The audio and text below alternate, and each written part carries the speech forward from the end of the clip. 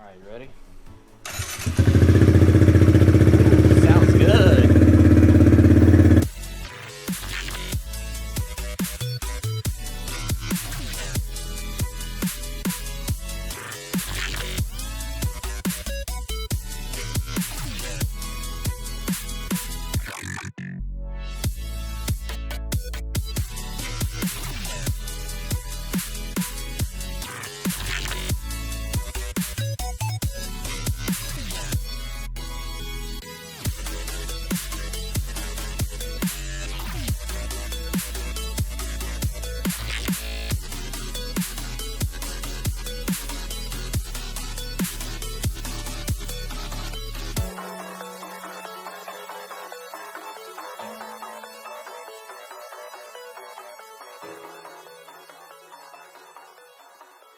Everybody, today we're gonna maybe 2 hours to work on the bike. So I've got basically all the body work that we need removed. You don't need to see me sitting there taking one bolt out at after another. It's bullshit. So stripped.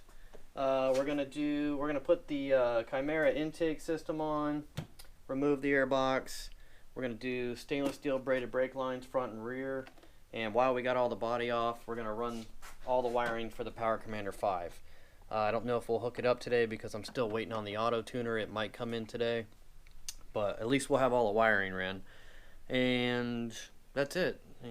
Definitely most important is these brakes, getting the sponginess out of the bike. I mean, it's really soft. And then we need to force more air into this motor because that air box is like kind of stank finger in a woman. You want to get more in there, but it's only allowing you 2 fingers. So let's do all this.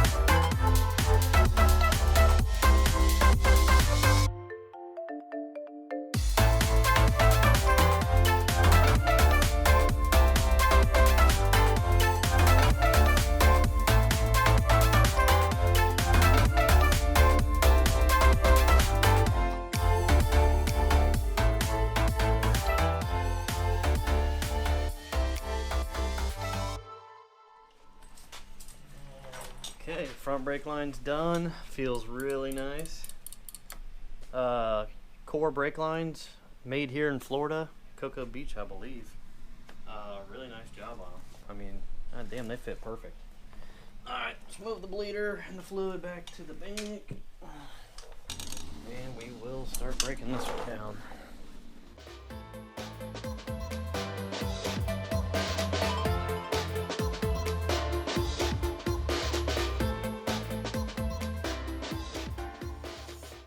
Alright, we got the brake lines installed. One thing I did do is on the factory brake lines, where they mount in here, these little springs, before I pulled the line off, I cut these in half.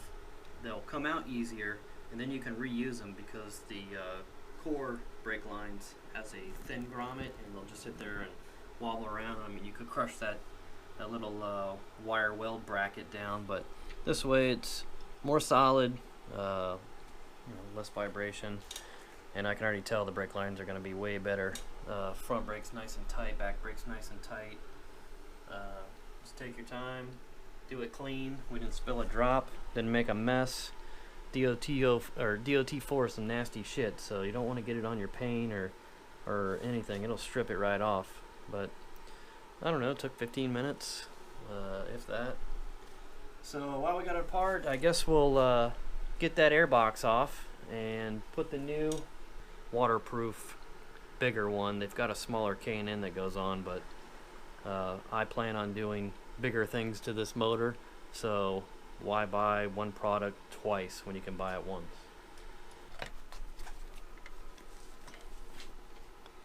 This is that's your air intake. You're literally 2 fingers deep of feeding this motor with oil or with air. I mean, that's uncalled for. Why do that to us?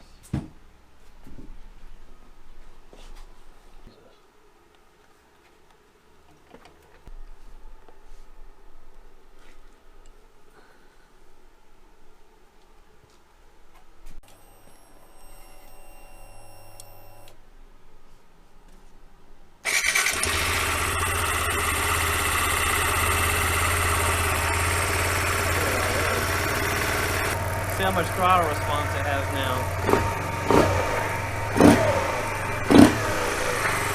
A lot more throttle response.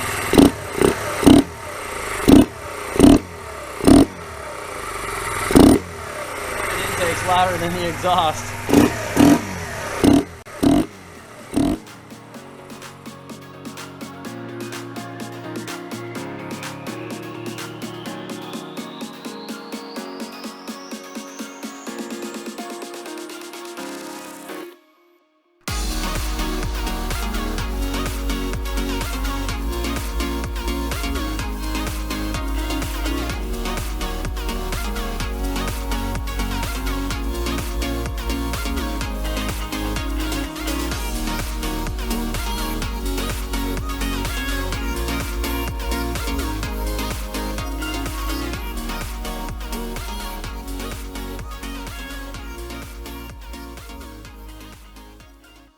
So all we got left is hook up the auto tune for the Power Commander 5, plug the laptop in, set it to auto tune, and go ride this motherfucker. We should see a tremendous difference because we went from basically bone stock to air cleaner exhaust and a, you know, better air fuel mixture with the tune. And it's cool outside, so it should run really good. Brakes are done. New taillight's done. Got rid of all the bullshit in the back. Show you the taillight. Straight from Thailand. Here's turn signal integrated. Turn signal integrated. Brake. Back brake.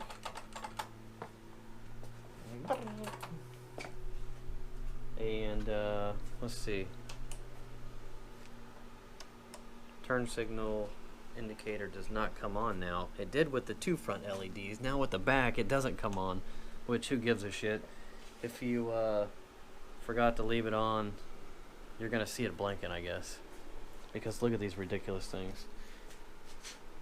Okay, so let's auto tune this thing and fire it up. Alright, we're all hooked up. Alright, so we've got the Power Commander dyno jet all set up. Let's hit Control F. Let's go to Auto Tune. Let's hit OK. And actually, you know what? Let's do this. Let's modify it a little bit. Okay, Auto Tune's on. We're double checking that. Let's configure it. See what the stock settings are. So minimum run time is 60 seconds. So it's going to take 1 minute for it to actually start, you know, taking readings. I'm going to change that. Let's change that to 45 seconds. Require engine temp now because it's oil cooled. And we'll leave enrichment. And we'll leave that at 20 for now. So okay. And double check it. Auto tune's on. Okay. Flying settings. Alright, so right now we should be good to go. We should be able to start the bike, and in 45 seconds it's going to start taking atmospheric temperature, pressure, humidity, and configuring it with the fuel, the type of fuel, and make this thing run as good as it can. You know, this way you're not having to put it on a dyno every time you change it. And say we go to California, you know, for a pipe meetup or something, of course altitude is always in the equation, temperature, and this will auto map itself to California's riding. So it's definitely worth the money. So we're pretty much done. We're gonna unplug it, put this back in so no moisture gets in there. Alright, here we go. Okay, let's check everything. Power's on. Auto tune is blinking. It should, it's warming up the sensor, so once it gets warmed up, it should lock in green. That will let us know that we did everything right. Boom, locked in. Alright, you ready? Sounds good. Okay. Now, 45 seconds. It should lock in and start calculating everything.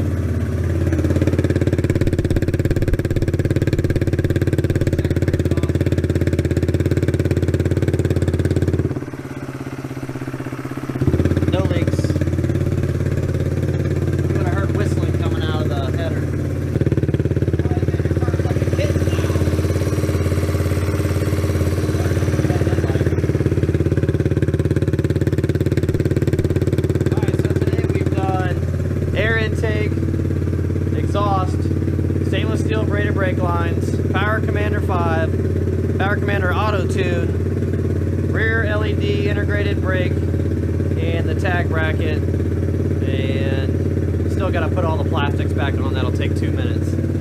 Other than that, this thing should be ready to fucking zip. Alright, has it been 45 seconds? I'm ready to twist that throttle.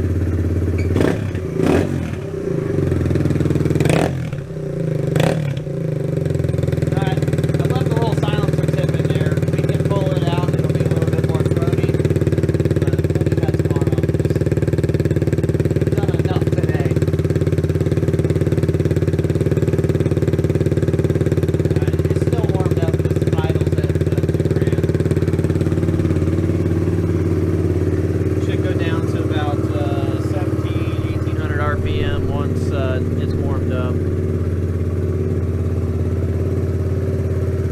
Goddamn air cleaner sounds louder than the exhaust. Alright, we're going to see what kind of readings we're getting now. So we've got it plugged back into the computer. Let's fire her up. Let's monitor this thing. Alright.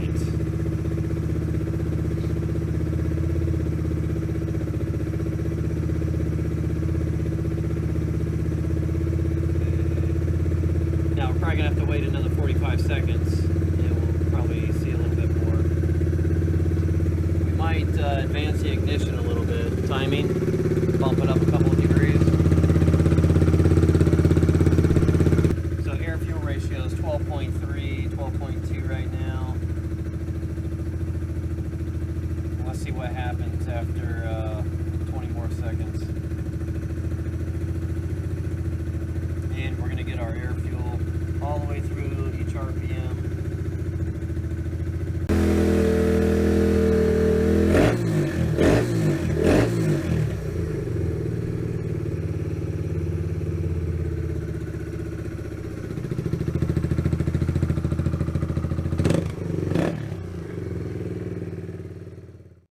And we got more parts coming, so don't think this is the last video.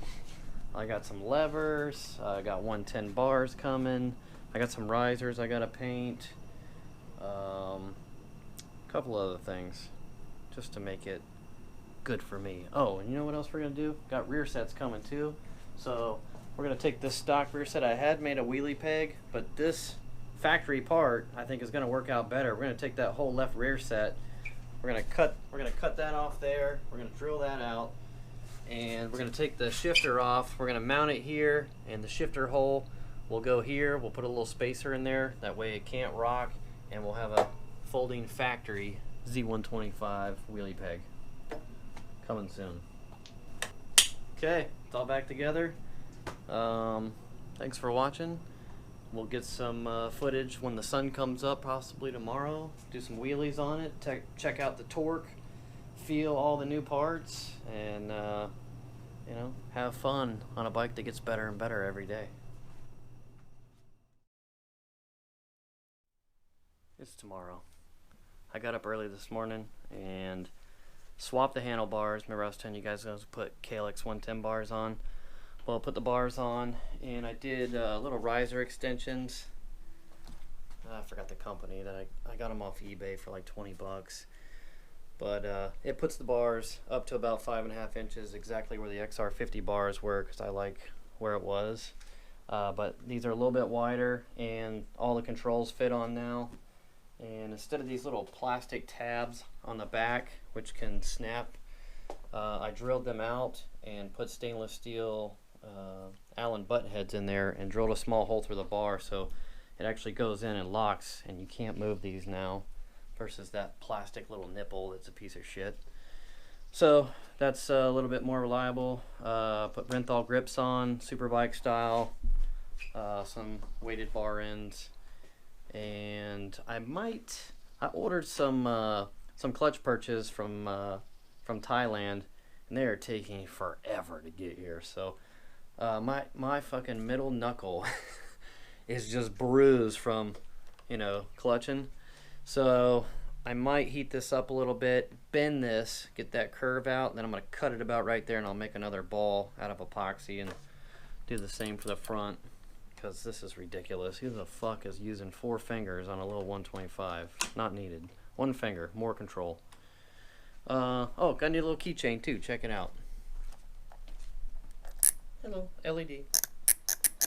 So now I go to take the key out. I got a little monkey for a monkey bike.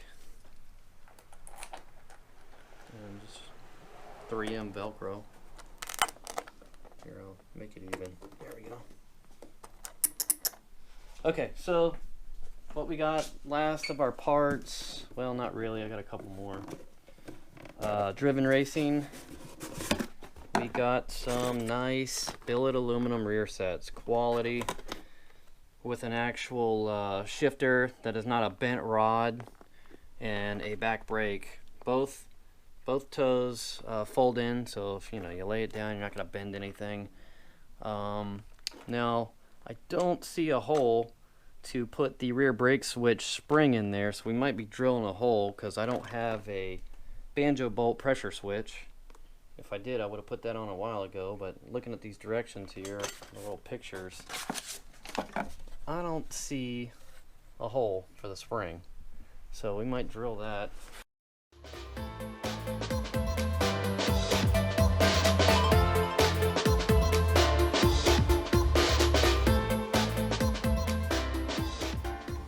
Okay, what's up everybody? It's tomorrow again, and the foot pegs that we were putting on last night took a little bit longer because there are no factory mount for the rear return spring or the brake switch spring. So I don't know why they didn't just CNC this out with a little notch like the factory peg. It would have been easy. So I drilled a hole, and I had a piece of aluminum that I had cut off, just a small little ear like that. I just cut it off and drilled 2 holes in it and mounted it back there so it makes it the correct height from the stock lever. And now you can utilize the return spring and the brake switch spring. Just kind of, I don't know why they didn't make that, but other than that, the pegs and the shifter, everything is solid. Wheelies, back braking is a lot better now. I mean, before you're pushing that pedal and it's bending, and with the stock lines it's mushy, so it's too much up and down. Now it's just rock solid, barely got any tap down, we're locked up.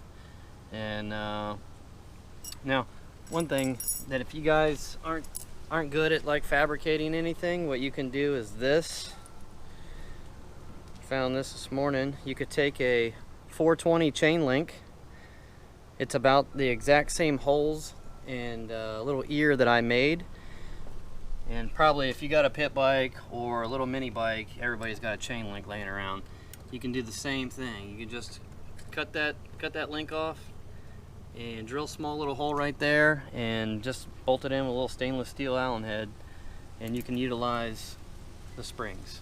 Now what we're going to do with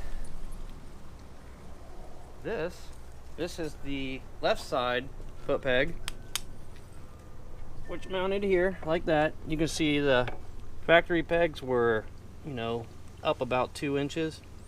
So we're going to take this, we're going to drill this hole out, and we're going to cut this about right here. And we're going to pull the axle out, slide that through, so that'll bolt in rock solid.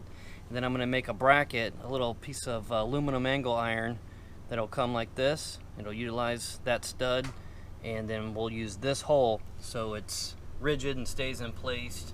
It's never going to twist, you know, if you're standing on the peg doing a wheelie, and it's foldable. So if you're going around a corner dragging pegs, it will fold up. So that's what we're going to do now. Other than that, I don't really have any other parts. I did get a trail bike's heavy duty clutch.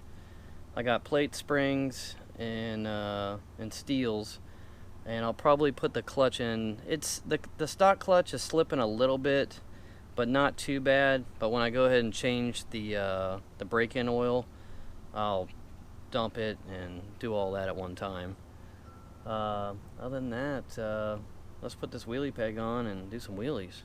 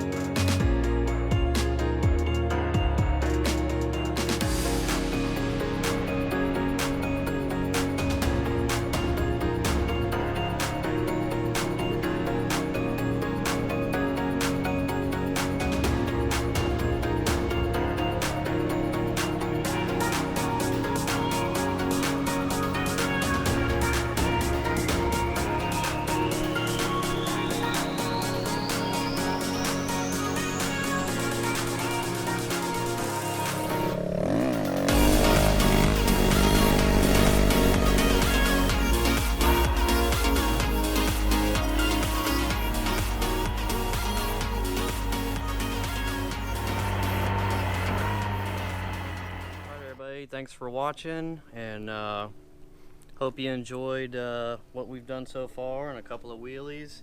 And I did cut the levers. You can see not busting my knuckle anymore. And 2-finger for the brake.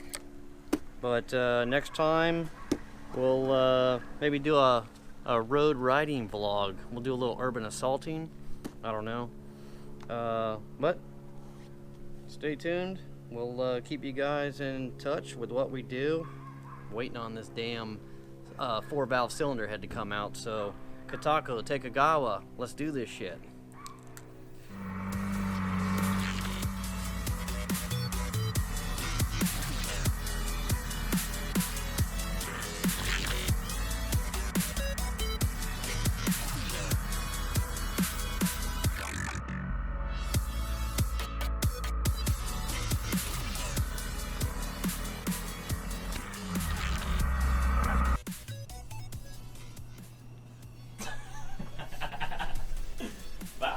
Vai, Felicia.